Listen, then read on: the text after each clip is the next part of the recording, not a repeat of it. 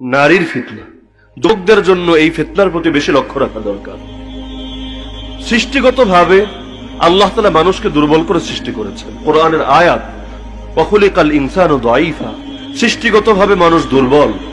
এই দুর্বলতার ব্যাখ্যা তাফসীরের মধ্যে করা হয়েছে নারীর ব্যাপারে, প্রবৃত্তির ব্যাপারে মানুষ দুর্বল। মাদ্রাসা ছাত্র যারা আছেন বিশেষভাবে বলবো, নারীর ফিতনায় যে পা দিয়েছে সে আর আলেম হতে পারে।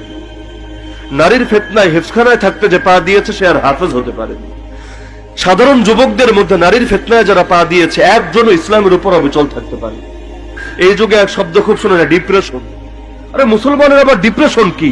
সারাদিন ছুটবেন নারীর পেছনে আর নিজেকে ডিপ্রেশনের বাইরে রাখতে চাইবেন, কখনো পারবেন না।